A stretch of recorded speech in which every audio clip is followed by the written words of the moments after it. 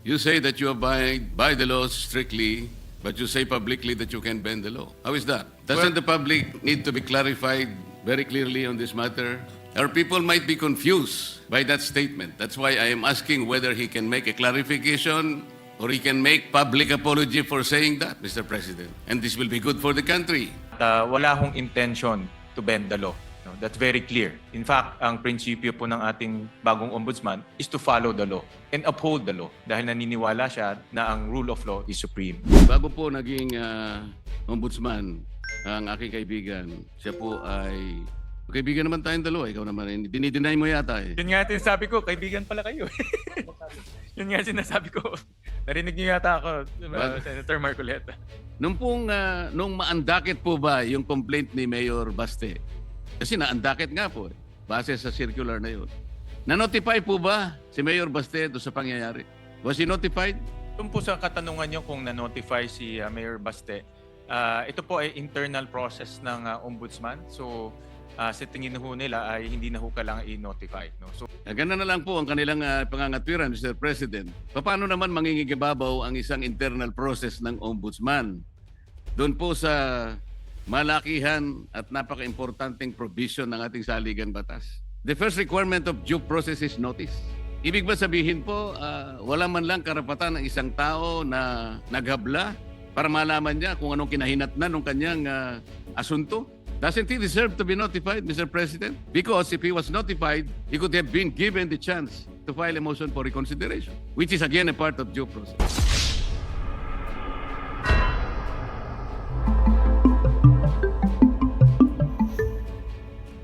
In several decisions of the Supreme Court, the Office of the Ombudsman was admonished for grave abuse of discretion, for acts of bending or twisting the law to expand its powers.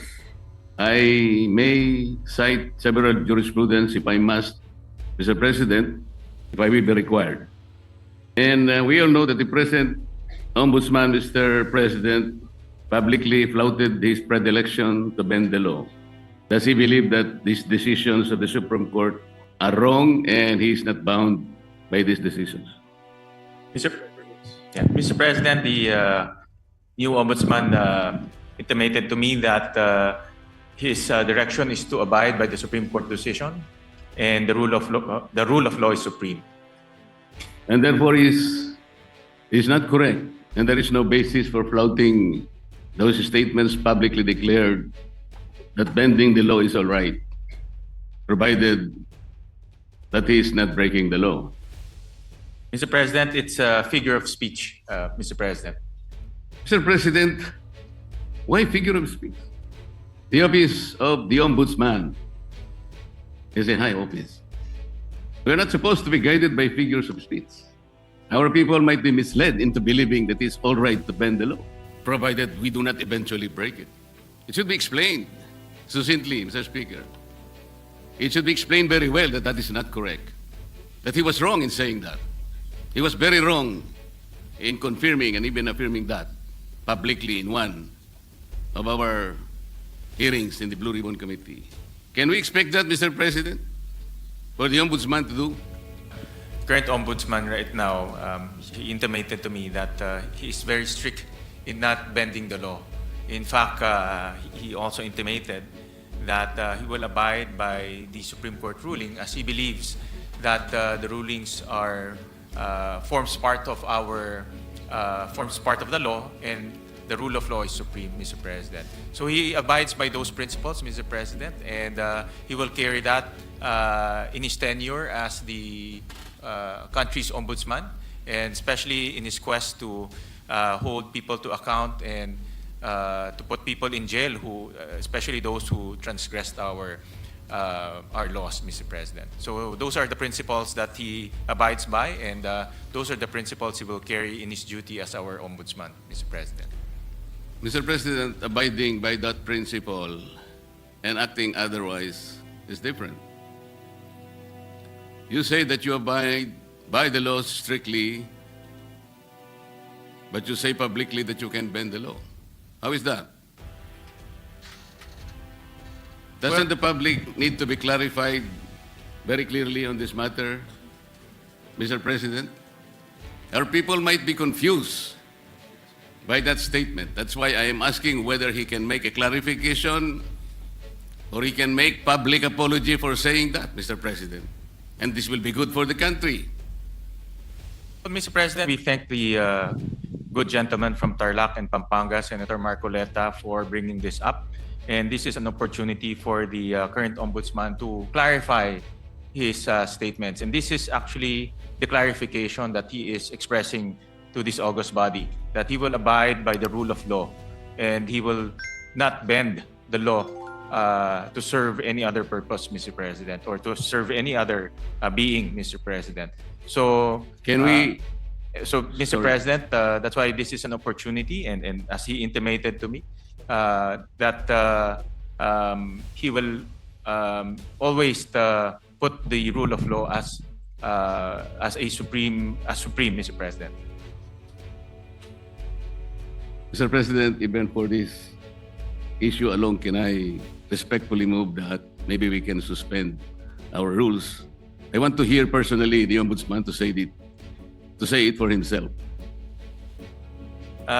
Muli nagpapasalamat po kami kay Senator Marcoleta at tinanong niya po yung itong issue. Nagbibigay po to ng oportunidad para sa ating bagong ombudsman klaruhin yung kanyang mga nasabi. At wala hong intention to bend the law. No? That's very clear. In fact, ang prinsipyo po ng ating bagong ombudsman is to follow the law and uphold the law.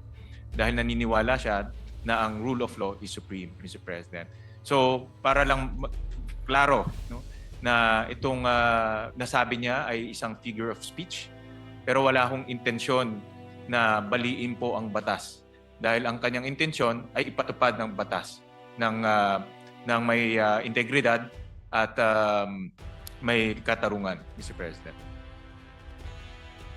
Mr. President, kaya ko lang naman po ipinipilit ang bagay na ito sapagkat I think even the Ombudsman as a lawyer himself believes in the core doctrine of our legal system, dura lex sed lex. Yung sinasabi nating bending the law will be inconsistent totally with this core legal system. Hindi mo po pwedeng kahit na konti.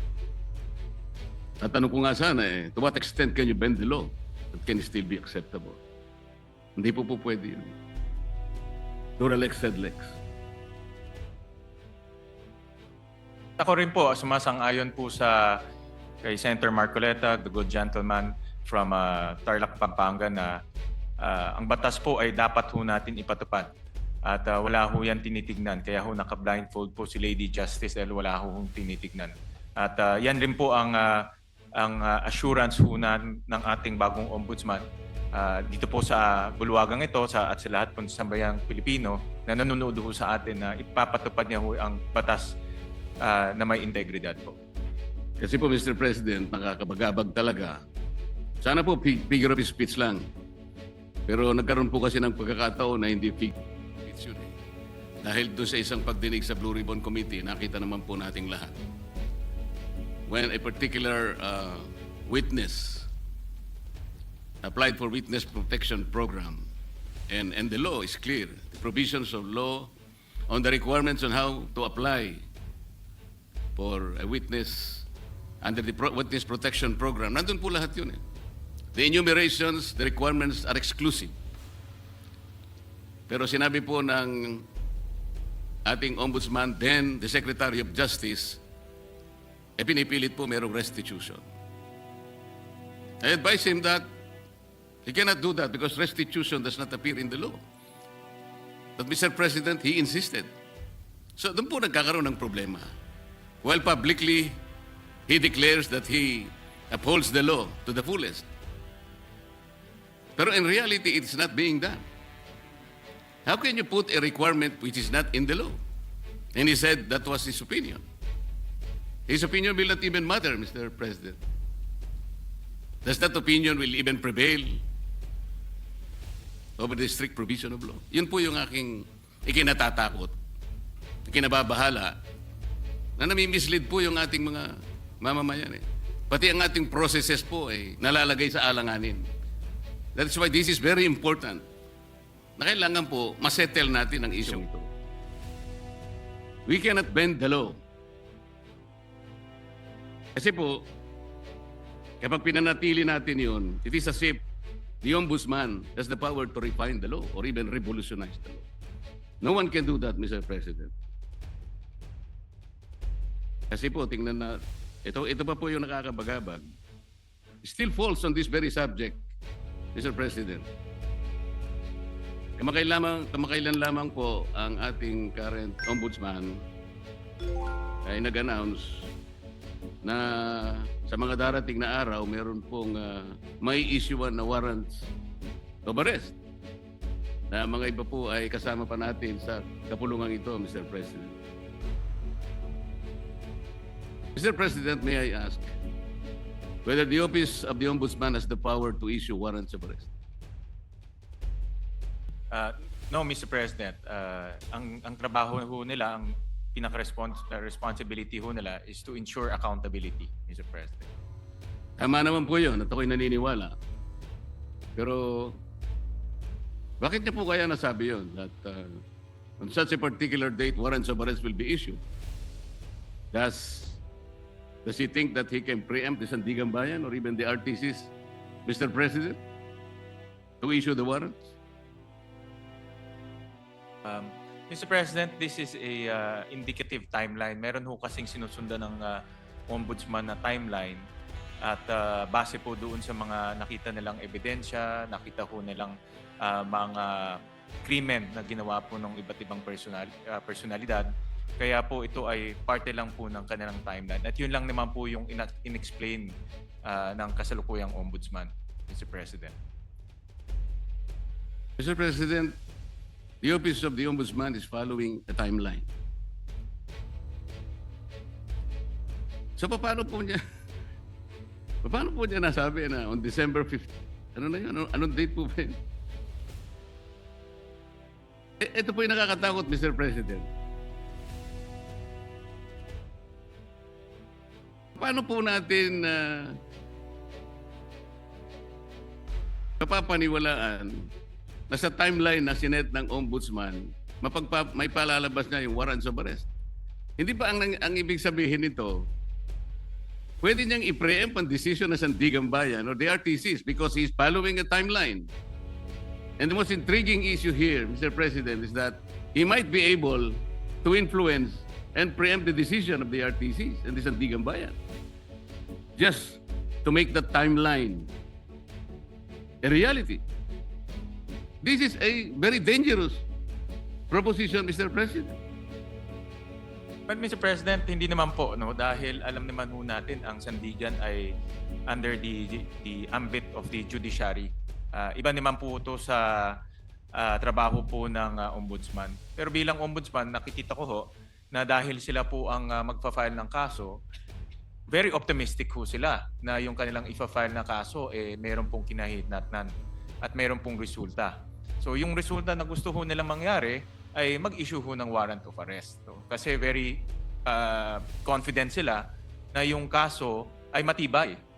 At very confident ho sila na yung ebidensya ay matibay. At yun din po ang gusto natin lahat. Ako po, very hopeful rin po ako na yung kanilang kaso at kanilang ebidensya ay matibay dahil ako rin po bilang isang Pilipino, gusto ko rin pong managot yung mga taong dapat managot.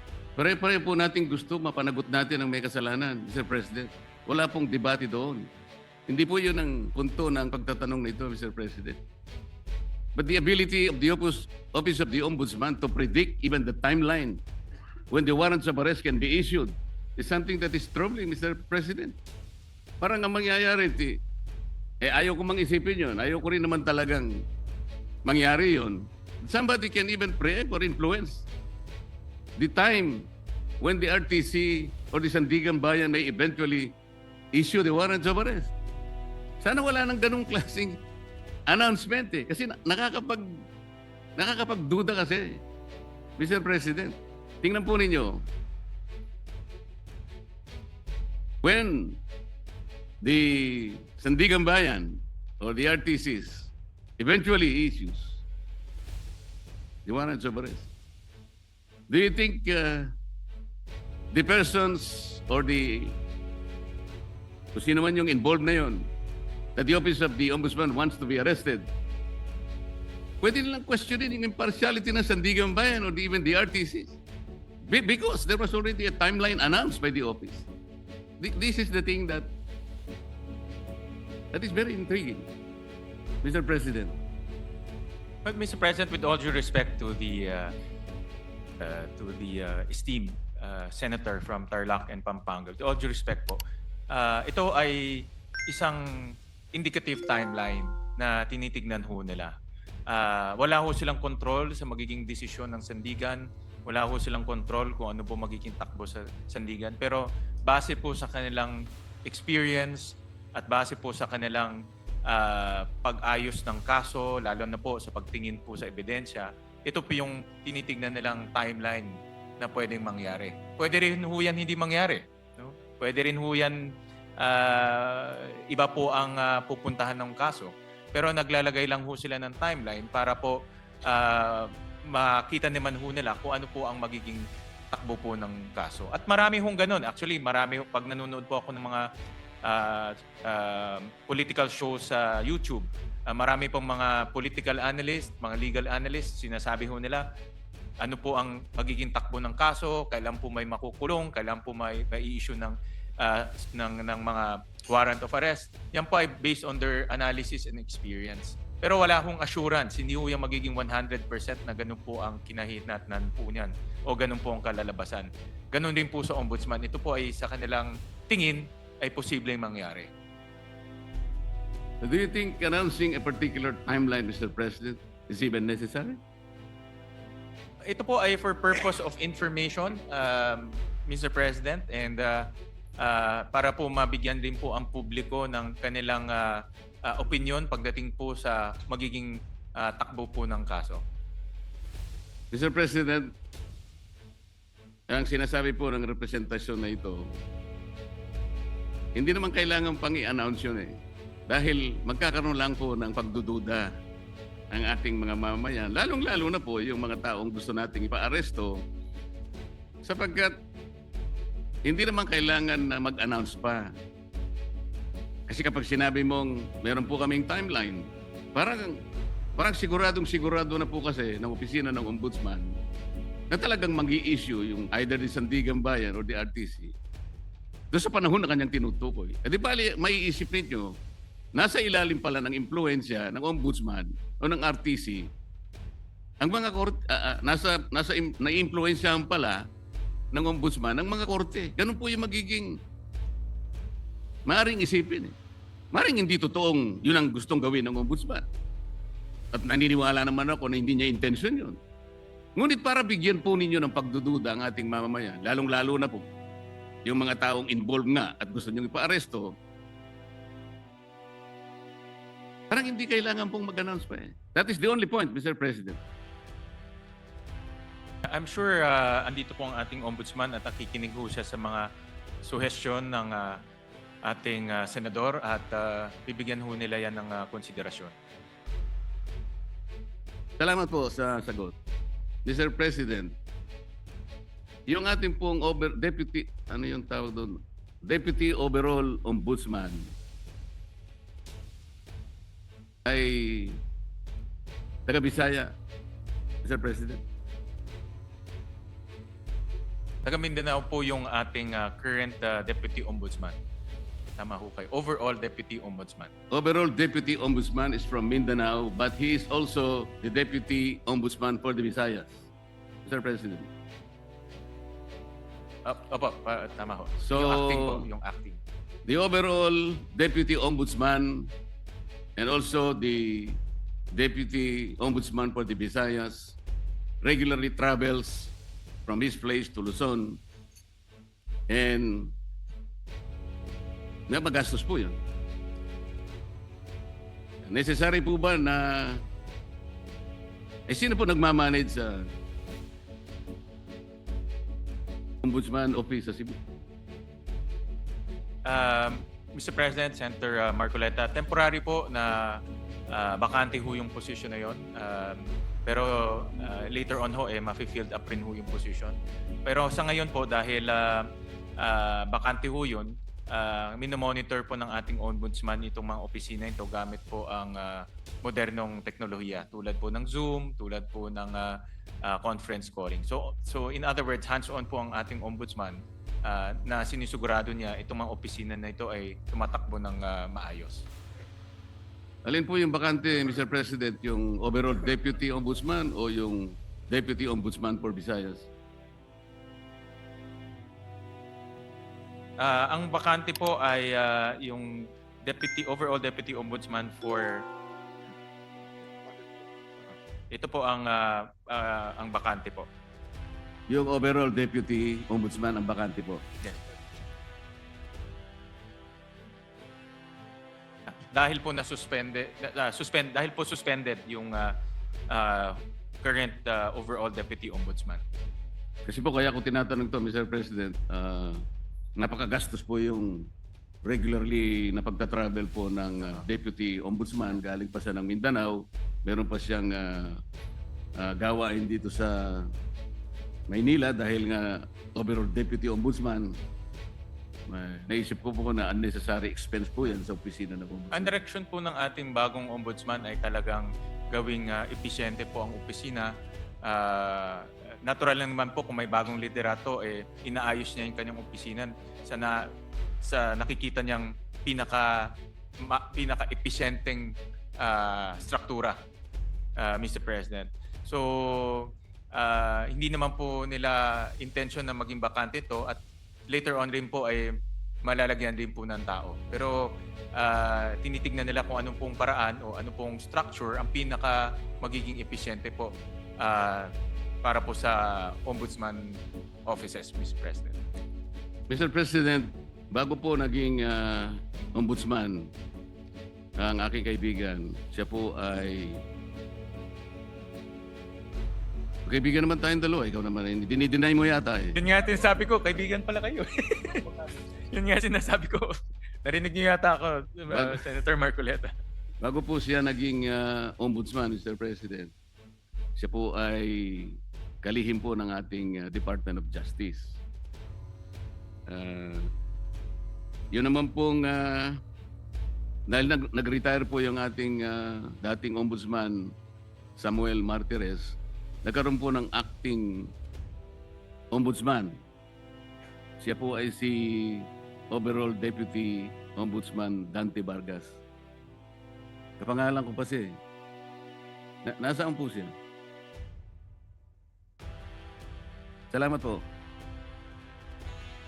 Nandito ho siya. Siya po ngayon ang Deputy Ombudsman for Visayas and acting overall Deputy Ombudsman. Concurrent. Yes, Mr. President. For now. Yes, I know that. Ang itatanong ko po ay, nung siya ay acting overall Deputy Ombudsman, at sa panahon na yon ay applicant naman po ang aking kaibigan for Ombudsman na nabakante nga po, ay gumawa siya ng isang bagay na medyo napaisip ako, Mr. President. Ang tinutukoy ko po ay yung isang office order na kanyang pinalitan. Ang office order na ito po ay kinapapalooban no, parang double docketing. Ngayon, nung siya po ay acting na ombudsman, inalis niya po yung dating memorandum order requiring double docketing. At siya ay gumawa ng isang parang office memo or memorandum na doon po ay tinanggal niya, pinalitan niya yung office order at may kalaki pa pong isang directive na lahat ng mga complaints, lahat ng asunto, lahat ng habla, administrative man yan, criminal o kahit ano yan, na napapaloob 10 araw bago maging effective yung kanyang order which was issued on September 17, 2025 ay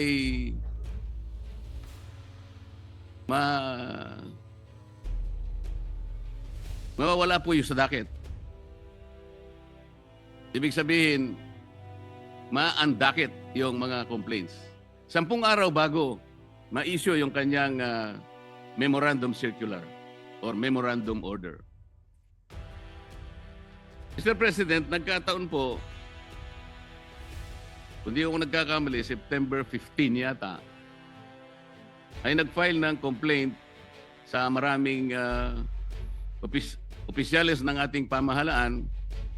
Kasama po yata si noon ay dating Secretary of Justice, ang aking kaibigan. Sa makatid, napaloob po siya doon sa 10 araw na siya sinasabi doon sa kanyang directive na mawawala po yung docket. Ang ibig sabihin po noon, Mr. President, pag nawala yung docket number, hindi na siya magiging active case kung hindi siya ay malalagay sa kategoriyaan na mga cases under evaluation. Ibig sabihin, Mr. President, wala pang active case, wala pang kaso. Sapagkat nawala ng visa yung naunang office order ng dating Ombudsman Samuel Martires. Yun po ang naging daan, Mr. President, kung kaya nakapag-issue ng clearance ang opisina ng Ombudsman. At dahil nga po, mistulang walang kaso laban sa aking kaibigan, nasama siya doon sa shortlist na pagpipilian ng ating Pangulo na susunod na Ombudsman ng ating bansa. Mr. President,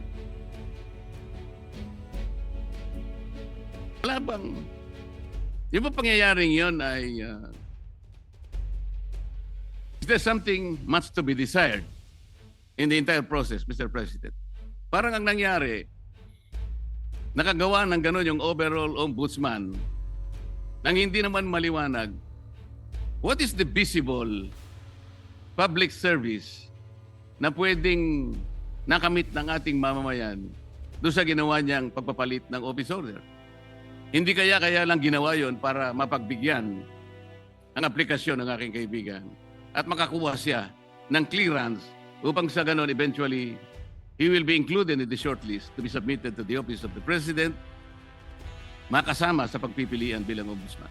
Yun po yung aking gustong malaman, Mr. President. Mr. President, sa explanation ho sa akin ng Ombudsman, itong rule on auto-docketing, na-issue ho to noong July of 2025 ni former Ombudsman Martires bago ho siya nag-retire.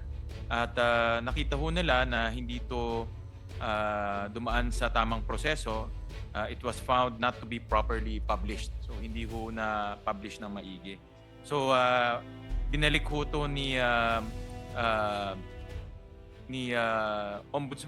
overall Deputy Ombudsman Vargas at binalik ho doon sa original na proseso ho nila dahil itong auto-docketing sa tingin ho nila ay prone to abuse at pwede pong magkaroon ng mga problema sa mga darating. So binalik ho nila sa dati pong proseso. Hindi po ba ang dapat na ginawa, Mr. President, ipinablish na lang? Kung yun po ang pinakamagandang remedyo, publication lang naman pala ang kailangan. E di sana nung makita po na unpublished, kung totoo man na hindi na-publish, ipapublish lang, hindi po ba? Hindi yung totally gagawa ng isa pang panibagong memorandum na kung saan ay yung timeline na naman po ang pinag-uusapan dito eh. Bakit naman 10 araw bago lahat ng complaints na ipinail sa opisina ng Ombudsman within 10 days prior to the issuance of that memorandum ay ma-undocket? Hindi ba parang sinadya naman para masaklaw na yung complaint ni Mayor Baste Duterte ay maisantabi at mawalan ng effect kung pag-uusapan ay yung pagiging active case? Hindi ba parang Nung naging acting po si overall Deputy Ombudsman, pinag-aralan ho nila mabuti itong auto-docketing At nakita ho nila na prone to abuse ho to dahil pag file mo, docketed na ho kaagad without any analysis. So ang ginawa ho niya ay bumalik lang ho sa dating proseso, no, na meron pang verification and analysis. Total hindi naman ho ganun katagal yung verification analysis. Depende ho sa klase ng kaso. Ang pinakamatagal na ho ay yung verification po can happen within 48 hours to 72 hours. No? So ang naging dahilan po is sa tingin nila ay prone to abuse po itong auto-docketing. So yun po yung naging kanilang desisyon. Kaya bumalik lang po sa original na proseso. Palagay niyo po tama yung argumento, Mr. President, ay bakit naman 10 araw ang sinaklaw? Kasi pa pinag-uusapan natin, September 15 po yung date ng complaint yata ni Vice Mayor Baste. O kung halimbawa 3 araw na lang o 2 araw, hindi nasasaklaw yung... Yun po yung gusto lang nating linawin. Kasi parang halata po Mr. President. Para mawala po sana yung pag-aagam-agam ng ating mamamayan na sinadya po. But yun po yung naging decision nung acting ombudsman at that time dahil yun na nga sa kanyang pagtingin ay ito po ay baka maabuso dahil nga pag-file niyo ho diretso docket na ho kaagad at hindi bini-verify kung yung fina-file po tama o hindi. Prone to harassment rin ho dahil nga alam naman ho natin sa politika kung mayroon kang kagalit, pa-file ka lang tapos ibubulgar ho, mayroon ng ombudsman case. No? So, binalik lang po sa dating proseso.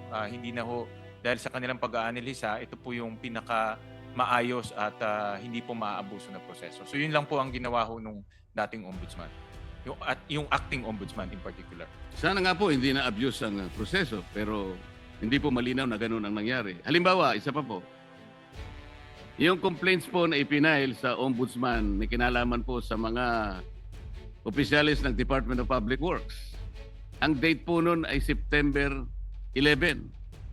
Nasama po sa 10 araw prior to the effectivity of that memorandum circular issued by the overall Deputy Ombudsman.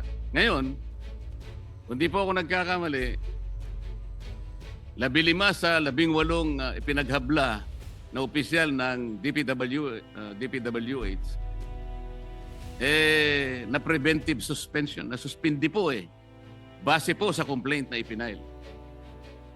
Ngayon, kung susundan po natin ang argumento ninyo, ano po ngayon na magiging basihan ng pagkaka-preventive suspension ng mga yun sapagkat wala ng kaso po dahil na-undakit na po So, sa makatwid, meron po kayong sinasabi na maraming isang bagay na makakabuti, pero meron ding nakasama po Hindi po naging consistent dahil nga po sa madalian, di ko po malaman kung talagang yun ang pakay talaga ng pagkakapalit ng docketing na ginawa ng dating ombudsman.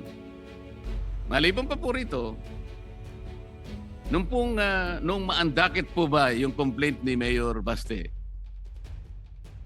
Kasi na-undocket nga po base sa circular na yun. Na-notify po ba si Mayor Baste doon sa pangyayari? Was he notified? Maraming salamat po sa tanong, Senator Marcoleta. Andito po yung ating ombudsman at nakikinig ho siya sa inyong mga suggestion, lalo na doon sa mga bagay na sa tingin nyo ay hindi ho malinaw o pwede pong magdulot ng kaguluhan sa isip ng taong bayan. At siya naman po ay bukas yung kanyang isip para po maayos itong mga proseso na ito. Ngayon, in relation doon po sa inyong tanong,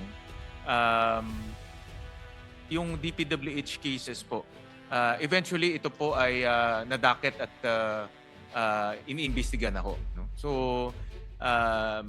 itong mga final po na cases ay ngayon ay inimbestiga na at iniimbestigahan na at eventually po ay magpa-file na rin ho sila ng mga kaso sa sandigan. So yun po ay tumatakbo na, in other words. So pwede ho maging kampante ho tayo na hindi ho yun ay yung mga kaso ng DPWH ay hindi po nawala bagkus yun po ay tuloy-tuloy na inimbestigahan at magpa-file na rin po ng kaso. Hindi po, tinatanong ko lang doon, Mr. President, dahil nga po sa pangyayari na yun, hindi po naging consistent ang aplikasyon. Dahil nga, na preventive suspension yung mga opisyalis, tinatanong ko lang po, parang wala nang base sapagkat nawala po yung docket eh. Yun lang naman po yung tinatanong ko. Ibig sabihin, kung may ginawa kang isang bagay na nakabuti, meron ding nakasama. Nawala ng basis din po yung kabila. Tama po. Kung po sa katanungan nyo kung na-notify si Mayor Baste, ito po ay internal process ng Ombudsman. So, sa tingin ho nila ay hindi na ho kailangan i-notify. So, ito po itong proseso na ito, yung pagdadakit o pagbe-verify, ito po ay internal process po nila. Ganun na lang po ang kanilang pangangatwiran, Mr. President. Paano naman mangingigibabaw ang isang internal process ng Ombudsman? Doon po sa malakihan at napaka-importanteng provision ng ating saligang batas na due process. The first requirement of due process is notice. Ibig ba sabihin po, wala man lang karapatan ng isang tao na naghabla para malaman niya kung anong kinahinatnan ng kanyang asunto? Na hindi man lang sinabi sa kanya na, yung asuntong pinail mo, inalisan na namin ang docket dahil sa mga ganitong mga alalahanin na aming nakita. Doesn't he deserve to be notified, Mr. President? Because if he was notified, he could have been given the chance to file a motion for reconsideration, which is again a part of due process. Ang na-advise po ko ng Ombudsman na itong particular na circumstance po ay nasa Supreme Court na ngayon. Subject po ito ng judicial review na finale rin po ni Mayor Baste. So ano po ang ibig sabihin? Finale po ni Attorney Torion, Mr. President. O ano ngayon, Mr. President?